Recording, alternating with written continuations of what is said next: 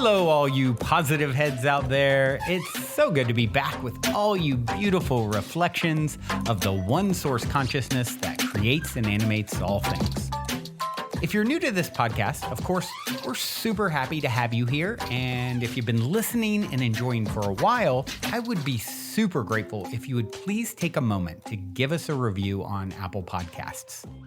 It's one of the best and simplest ways to pay it forward and help others find the show so that they too can tap into the powerful perspectives and positive vibrations we are collectively emanating. The other unique and magical way to share this show is by sending any friends you think would benefit from listening to this podcast our Game with the Universe link at positivehead.com/game. Also listed in the show notes, which will serve them up a quote-unquote random episode when they click it. Just instruct them before clicking the link to close their eyes for a moment and sincerely ask the universe to cue up the episode that contains the insight and perspectives that they most need to hear at this point in their life journey, and then click to listen to whatever episode is synchronistically served up to them. I have heard time and time again from people about the incredible results they received playing the game. So just tell your friends magical results are guaranteed or their karma back.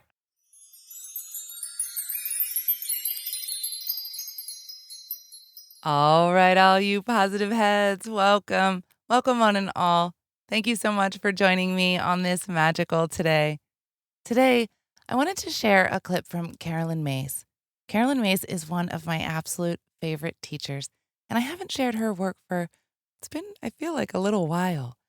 And the reason why she's one of my favorite teachers, A, she always tells it like it is, and I love that. Straight and to the point, not sugarcoating a thing.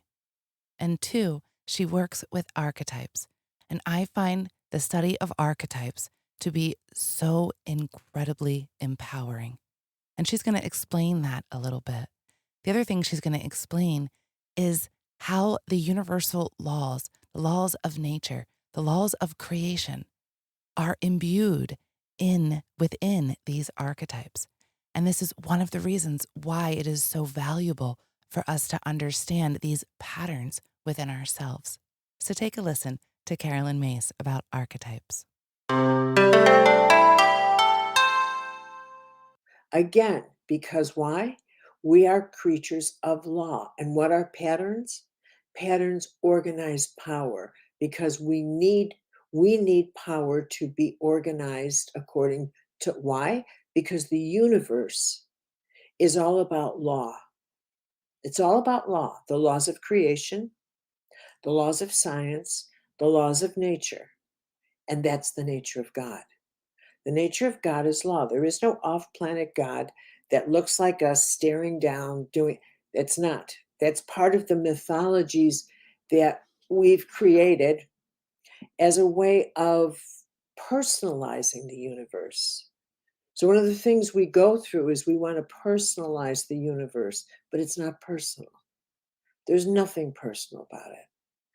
And that as you move into archetypal consciousness, as you move into the impersonal world, as you move into the impersonal nature of God, of the divine, you realize that this is a very impersonal universe that is completely governed by law, the laws of creation, and that we are here to participate in the laws of creation, and that archetypal patterns are built into the inherent system of creation as a way of helping us govern the power that is inherently in us. That is, and that they're like governing forces, governing computer patterns during our lifetime. Now, we've always, I think it's interesting. One of the archetypal patterns that we have is that we've always looked for meaning and purpose. It's one of the things that is part of the higher altitude, because your senses can't bring you that. your senses can't help, your five senses physically can't uh, provide you with any data on how to find. You look around a room and think, what's meaning and purpose? How do I? And what you realize is, in order for, I am the one who gives meaning and purpose to what I do. It isn't out there, it's in here. You start discovering a mechanism in yourself that you think, wait, I'm the generator of meaning and purpose. I'm the one who's, it's not out there, it's in here. That shift is part of the great transition from ordinary consciousness to the beginning of mystical consciousness. When you realize, wait a minute here, I got power all wrong. Power is not out there coming toward me. Power is in here going toward there. I'm the one who assigns power. I'm the one who gives things meaning and purpose. It doesn't have any meaning and purpose until I assign it, until I give it. I'm the one. And that is a profound, great transition. We're going to hold on to that, because when we get to understanding the journey of life and where archetypes fit in, the role of our patterns, the part of the core role is to constantly get us to experience choice and consequence, to expand our consciousness so that we actually start choosing, making choices from the position of how, of not being motivated by thinking power outside is coming toward me, but how can I empower this moment? Or how can I act or choose or think in a way that doesn't disempower me? That's all life is about. That's all life is about. Now, evolution implies progression toward something. Progression towards something. And life is this constant flow of evolution, constant. And I think that we've talked about, I mean, I've talked about, I don't know what you talk about, but I've talked about this business of becoming conscious. And you know what drives me crazy is that after a while, you hear yourself say that and you think, I've got to have another word for this. I mean, I'm so tired. I'm exhausted with my own vocabulary, because it falls upon deaf ears. Like, what does that mean? What does it mean? What does that mean? I, and what is the way to explain what it means to become a more conscious person? Conscious of what, right? Conscious of what? Of gaining a greater and greater understanding of the purpose of life. And what does that mean? What the heck does that mean? Well, it's like realizing, here's a difference of how many times someone will ask, I wonder what the purpose of my life is. Now, the word my is a big deal here. Just two little letters, the word my. But if you took my out and you thought, you know what? Life's not about me. I wonder what would happen if I started to just say, what's the purpose of life? And how do I fit into the greater scheme of life? What if I humbled up and just said, what is the purpose of life? And how do I cooperate with the greater purpose of life? How do I become conscious of this power and how best to use it in every situation? And that is the beginning of becoming very conscious of what you're really doing here, which is I'm going to start using the power that I have, and a- and in truly shining my light upon others. I'm going to start using power and following laws, inner laws, in a way that I've never paid attention to. There are three really important points that I'd like to touch on that she just talked about there. The very first one is that the universe is not personal. We often take all of the occurrences and happenings in our life as personal, that these things are happening to us as opposed to happening for us or just happening. They just are. It just is. It just is an experience. And it's not happening because of our own unworthiness or unlovability or something that we did wrong. We often seem to take things personal, don't we? This rings a bell, right? But when we understand that nothing is personal, it's not about us at all. The way somebody else thinks or feels or behaves, at the end of the day, it's not about us. It is not personal. When we understand this, it can be incredibly empowering. The other thing that can be incredibly empowering is understanding that it's not out there, it's inside you. And I hope that all of you listening who have been listening to this podcast for a while now understand that concept, that the power is within you. And the more we search outside of ourselves for things to empower us, the less empowered we will actually be. And the very last thing she was saying there, that when we understand these patterns, when we become conscious that it is not personal, that this purpose isn't just about me, it's about the whole. How can I serve others? When we understand all of this, when we become conscious of it, we're able to use this power to truly shine our own light so that we can best serve, so that we can help others in the best way that we know how. And that right there is what we're all here to do. So, any and all of the ways that we can learn to empower ourselves, to understand ourselves, this allows us to do what we came here to do, to be our authentic selves, to shine as brightly as we can. And in so doing, we help others do the same. And I'm going to play another little piece of this clip because what she's talking about here is the stories that have built up a lot of these patterns that we believe, a lot of these stories, these old beliefs that we continue to tell ourselves that keep us unconscious, unaware of our power. And the reason why I wanted to play this is because I see this so frequently in my practice.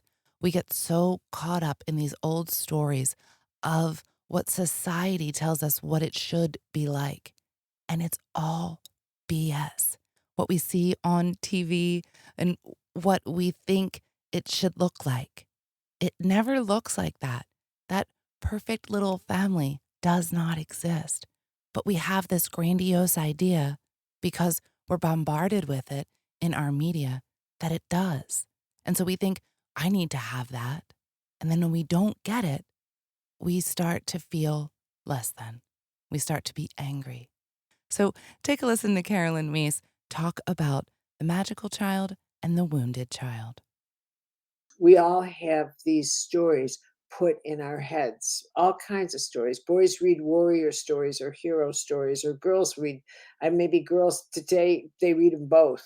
But all the stories we read, um, that go in our heads as children, and all the stories we see around us as kids and all the things we hear, it all gets mixed up into things that we start to believe, and all the stuff you see on TV, ideas get put into your head. I mean, I did an archetype. I do, archetypes once a week just for fun. And I did the magical child quite a while ago. But the the magical child, I mean, Think about how the child archetype, the magical child archetype, was animated in us in these generations, but especially the generations of the 50s and the 60s and the 70s, because of television. Because of television, there weren't a lot of magical children images in fairy stories. There were, kids who were lost in the woods and kids who were kidnapped and kids who were, put in cages with witches and Hansel and Gretel. And there were orphan stories of, but when we were kids in the 50s and the 60s, etc., they introduced Walt Disney and the Magical Child and Mary Poppins and all these stories of perfect families and on American television, like My Three Sons and Donna Reed and Bewitched and all these kinds of fun stories that idealized a magical childhood and that woke up an archetypal pattern along with its next of kin, the wounded child. And these two archetypes really became the major child archetypes that of a generation. And the magical child and the wounded child, the wounded child said, that should have been my childhood. I should have had a magical child. And that certainly has stuck with a lot of people who grew up during those decades with those two patterns locked in, right? And and when you're unconscious, they don't get that you were so influenced by TV growing up. Then, or you don't get that you were influenced by books or like that, then you can actually think certain things are real. That in fact your life should be, and this is where you think, my life should have had this, or I should have had a knight. I married this guy because I thought he was my knight in shining armor. Or I married this woman because I thought she was a princess. And that's what it's like to be unconscious and not realize that what's motivating me is my pattern, and I've got to get hold of that. It's really quite something to reach a place with yourself when you recognize an archetypal pattern at work within you, and you think, when I think of when I have a when my child archetype gets activated, I actually will say, I can't do anything serious today because I can't put two and two together. I can feel it. I'm having one of those days where I feel like I need the kind of stuff that's not serious, and I just don't talk to me today. I need to goof off today. I can feel it, and if you put any demands on me, it's not going to go well until I get that. And all that part of me needs is just enough attention to be able to say, just give me some time to do what I want for a little bit, and then I'll be just fine. But there was a time when I would act it out, when I would act it out, and I would have a temper tantrum because that's what my child did. I don't do that anymore. They You outgrow it, and now you get a place where you say, you know what, give me a couple hours and I'll be right back with you.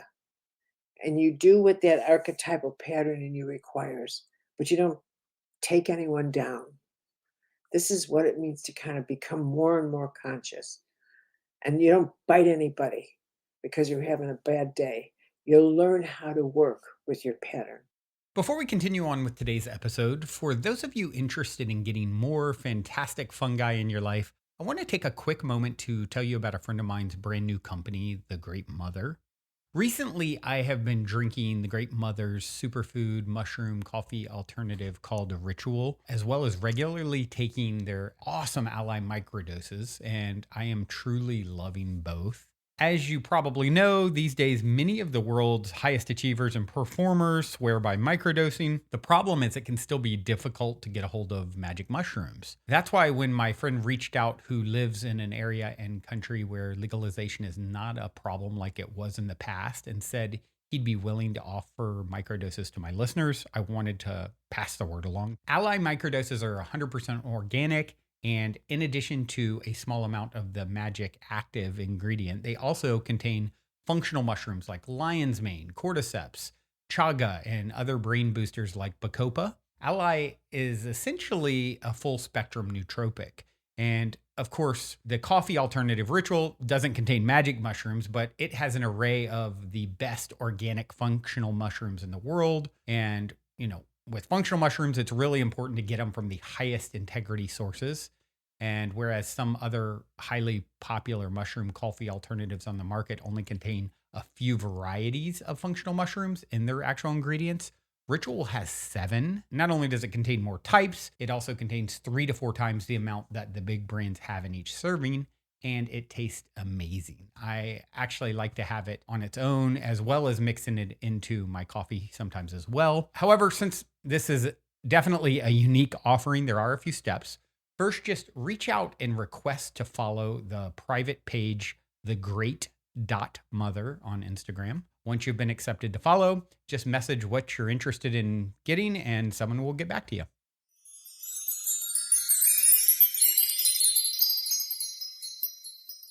What she explained there at the end is so important to remember. When we understand the patterns within us, what we're working with, then we understand ourselves more. We understand when we need that time, when we just need that breather, that break.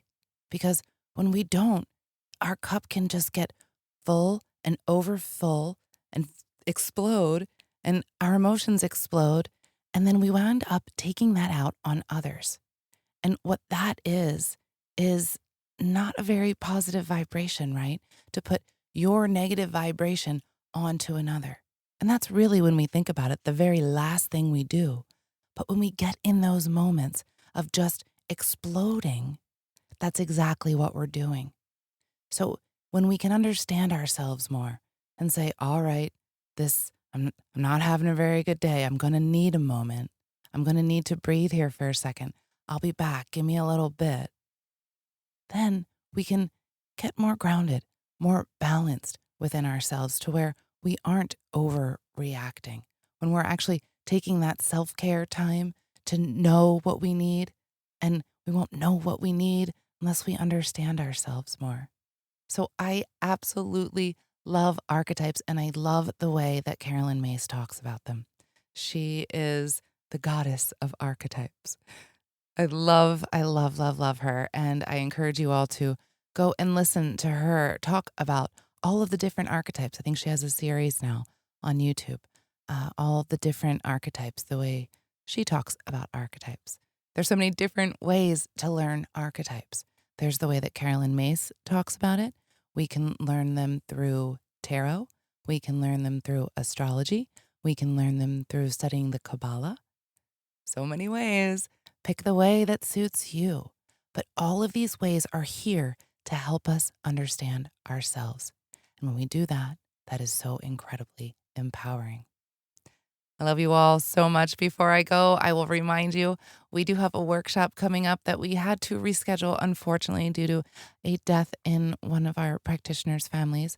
So we are rescheduling for a week out, November 4th, Psychic Skills 101 workshop. If you'd like to check that out, go to my website, drerica.love. We'd love to see you there. Until next time, I love you all so much. I'm going to leave you with this song by Volo called Bloom Phase. Until next time, love you all.